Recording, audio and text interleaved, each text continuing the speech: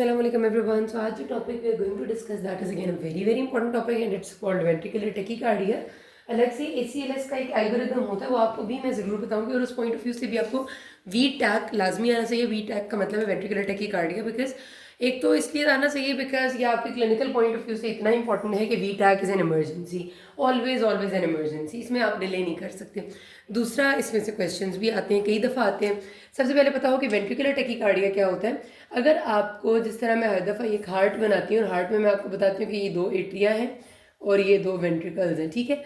यहाँ ऐसे नोड है जो नॉर्मल इम्पल्स जनरेट करते हैं, एवी नोड में आती है, हाइपरकिंजियल सिस्टम एंड वेंट्रिकुलर फाइबर्स में चली जाती है. अगर ये सिलसिला किसी भी वजह से ख़राब हो जाए और एट्रिया की इम्पल्स वेंट्रिकल्स में ना आ जाए तो वेंट्रिकल्स अपनी इम्पल्स खुद जनरेट करने लग जाते हैं. और वैसे वो नॉर्मल वेंट्रिकुलर रेट भी हो सकता है, लेकिन अगर वो नॉर्मल वेंट्रिकुलर रेट भी ख़राब हो, वेंट्रिकल अपनी इम्पल्स खुद जनरेट कर रहा है और बहुत फास्ट रेट पे कर रहा है. यहाँ कहीं से नॉर्मली जब भी वेंट्रिकल इम्पल्स जनरेट करेगा नॉर्मल केसेस में तो वो हमेशा स्लो होगी, जिसमें पी वेव और जो आपकी क्यू आर एस है उनके दरम्यान में डिसोसिएशन होगी. वो एक अलग कंडीशन है, इसको उससे कंफ्यूज नहीं करना कि ऐसे नोड इम्पल्स जनरेट करते हैं वो फास्ट स्पीड की होती है, एवी नोड उससे स्लो. और वेंट्रिकुलर फोकस में से अगर इम्पल्स जनरेट होगी तो वो और ज़्यादा स्लो होगी, ठीक है. और उस वाला जो आपका वो एक हार्ट ब्लॉक की टाइप है कि इम्पल्स ऐसे नोड से वेंट्रिकल में नहीं आ रही, तो ऐसे नोड आगे इम्पल्स नहीं दे रहा, जिसकी वजह से वेंट्रिकुलर फोकस अपनी इम्पल्स जनरेट कर रहे हैं. हम बात करें वी टैक की, जिसमें वेंट्रिकुलर ऑरिजिन है इम्पल्स का और बहुत फास्ट है.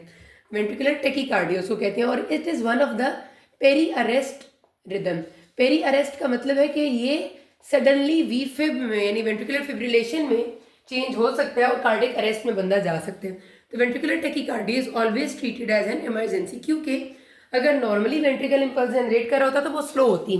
अगर वेंट्रिकल ने इम्पल्स जनरेट की और वो तेज़ भी हो गई है, इसका ये मतलब है कि कोई बहुत ज़्यादा प्रॉब्लम उसके अंदर होने लगी है जो कंट्रोल में नहीं है और पी वेव्स इसमें कहीं भी नहीं आती. तो ventricular tachycardia is ventricular in origin and it is a broad complex tachycardia. Broad complex हम किसको कहते हैं कि अगर आपकी ये नॉर्मल वेव फॉर्म है, इसमें जो क्यू आर एस की ड्यूरेशन है ये वाली, अगर ये 150 मिली सेकेंड से ज़्यादा हो जाए तो it is considered as broad complex tachycardia. कुछ जगह 155 और कुछ जगह 150 लिखा हुआ है. अगर उससे ज़्यादा होगी तो ब्रॉड कॉम्प्लेक्स होगा.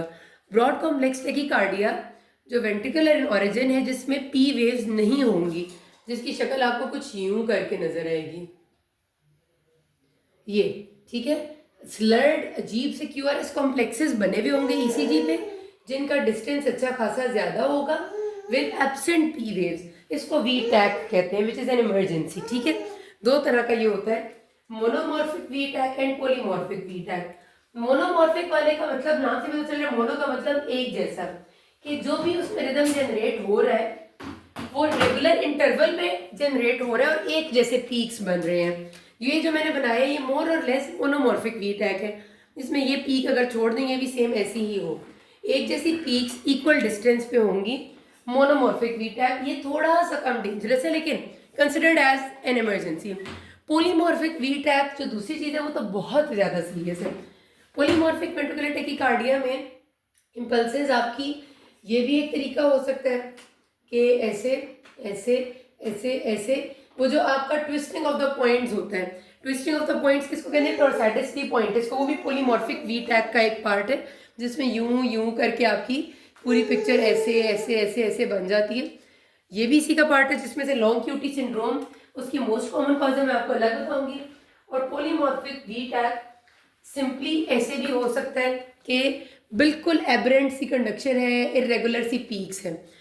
दोनों सूरतों में आपने फौरन एक्ट करना है, 1 सेकेंड भी देरी किए बगैर.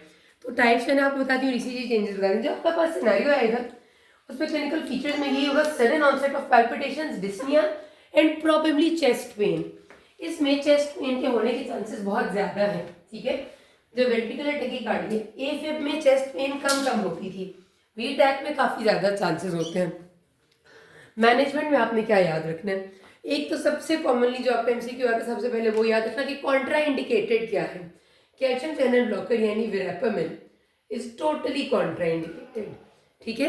विरापामिल कैल्शियम चैनल ब्लॉकर है, बिल्कुल भी नहीं देना, क्योंकि वेरापेमिल मजीद इसको डेटेरियोरेट करके वेंट्रिकुलर फिब्रिलेशन में लेके जा सकते हैं, क्योंकि वेरापेमिल कैल्शियम चैनल को ब्लॉक करेगा, क्यूटी इंटरवल और प्रोलॉन्ग हो जाएगा और पेशेंट डेटेरियोरेट करके वीफिब और कार्डियक अरेस्ट में चला जाएगा। तो टोटली कॉन्ट्राइंडिकेटेड। ये 1000 दफ़ा एमसीक्यू आता है आपका सबसे पहले। दूसरा आपने क्या याद रखा, मैनेजमेंट में देना क्या है? मैनेजमेंट में आपने देनी है अमाइड्रोन। अमाइड्रोन क्लास 3 एंटी एरिथमिक ड्रग्स में से एक है। ये भी आपसे क्वेश्चन पूछते हैं कि इसकी ट्रीटमेंट ऑफ चॉइस में कौन सी class of anti arrhythmic drug of choice है? अमाइड्रोन है। अमाइड्रोन को देने का प्रोटोकॉल क्या है? अमाइड्रोन को आप प्रेफरेबली सेंट्रल लाइन से देते हैं, क्योंकि इसकी हाफ लाइफ थोड़ी है और अमाइड्रोन जब तक ऊपर पहुंचेगा तो ये ना हो कि उसकी हाफ लाइफ में कमी आ जाए, मतलब उसमें कुछ प्रॉब्लम हो जाती जो भी है। ये एक एमसीक्यू आता होता है कि इसको देना कि सेंट्रल लाइन से प्रेफरेबली नहीं है तो पेरिफेरल लाइन कोशिश करनी है नियर टू हार्ट हो, मतलब टांग में लगी हुई पेरिफेरल लाइन से आप अमाइड्रोन नहीं देंगे, आप देंगे ऊपर वाली लाइन से किसी। अच्छा हाँ, मैंने एक बात तो बताई नहीं, मैनेजमेंट में सबसे पहले देखना था पेशेंट स्टेबल है या अनस्टेबल। कॉन्ट्राइंडिकेटेड तो वेरापेमिल है, उसके बाद सबसे पहले देखना है स्टेबल या अनस्टेबल। स्टेबल या अनस्टेबल कैसे पता चलेगा? हीमोडायनेमिकली। हीमोडायनेमिक्स का मतलब ये है कि blood pressure is the most important thing. अगर बीपी मोर देन 90/60 है और rest of the vitals are normal तो आप इसको फार्माकोलॉजिकल कार्डियोवर्जन देंगे। फार्माकोलॉजिकल में ड्रग नंबर 1 है अमाइड्रोन, ये नहीं है तो ड्रग नंबर 2 है लाइडोकेन। लाइडोकेन आपका class 1B anti arrhythmic drug है और नंबर 3 पे प्रोकेनामाइड है। ये तीनों ड्रग्स हैं एंटी एरिथमिक्स, ये भी क्लास 1 की है प्रोकेनामाइड। अमाइड्रोन, लाइडोकेन, प्रोकेनामाइड, ये इसकी ड्रग ऑफ चॉइसेस हैं। और अगर पेशेंट हीमोडायनेमिकली अनस्टेबल है, यानी बीपी उसका 90/60 से लेस है या टेकीकार्डिया उसका ज़रूरत से ज़्यादा है या पेशेंट कंफ्यूज है या पेशेंट जीसीएस लो है, तो फौरी तौर पे इलेक्ट्रिकल कार्डियोवर्जन करनी है। ठीक है, इलेक्ट्रिकल कार्डियोवर्जन का मतलब ये है कि सिंक्रोनाइज्ड डीसी कार्डियोवर्जन। अब आपको मैं जिस वक्त ACLS पढ़ाऊंगी उस वक्त मैं आपको बताऊंगी कि कार्डियोवर्जन और डीफिब्रिलेशन में क्या फ़र्क है, क्योंकि एक ही मशीन दोनों काम करती है। वही चीज़ जब हम अनसिंक्रोनाइज करते हैं तो उसको हम डीफिब्रिलेशन कहते हैं। अनसिंक्रोनाइज होती है, हाई एनर्जी हो जाती है और अनसेडेटेड। डीफिब्रिलेशन होती है, इसमें वो नहीं करते। और जब हम उसी को सिंक्रोनाइज करते हैं, सिंक्रोनाइज किससे करते हैं? बेसिकली आर पीक्स से। ये QRS की जो आर पीक्स है ना, इनसे सिंक्रोनाइज करते हैं।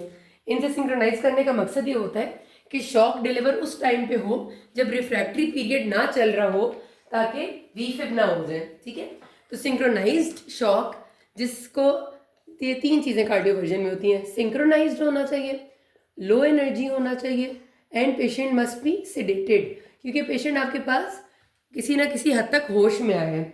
हाँ, अगर पेशेंट बिल्कुल आपका मरा हुआ है, जिसको हम मरा हुआ से मुराद आई एम नॉट सेइंग है, मतलब बिल्कुल बेहोश है, कोलैप्स्ड है, बीपी नहीं आ रहा है या ECG पे कोई एक्टिव वो आ रही है, वीफिब आ रहा है, उस केस में आपने डीफिब्रिलेशन करनी है, वो हम फिर पढ़ेंगे। इसकी मैनेजमेंट इतनी ही है। ठीक है, अमाइड्रोन, लाइडोकेन, प्रोकेनामाइड, और अनस्टेबल है तो इमीडिएट कार्डियोवर्जन। और उसके अलावा अगर ये पेशेंट फिर भी बार बार वीटैक में होता है तो उसकी इलेक्ट्रोफिजियोलॉजिकल स्टडी करानी पड़ेगी। इलेक्ट्रोफिजियोलॉजिकल स्टडी में चेक करेंगे कि हार्ट में क्या इश्यूज आ रहे हैं, तो EPS उसको कहते हैं। ठीक है, ये भी आपका MCQ है कि रिकरेंट वीटैक्स है तो क्या कराएंगे, और फिर उस पेशेंट को लगाएंगे हम क्या, इम्प्लांटेबल कार्डियोवर्टर डीफिब्रिलेटर, कि अगर वो रन्स ऑफ वीटैक हो रहे हैं उसको, तो उसे ICD लगाना ज़रूरी है कि कहीं अचानक से वीफिब होके अरेस्ट ना हो जाए। यहाँ पर बात खत्म होती है। किसी कोई मसला है कि नाज़मी, थैंक यू।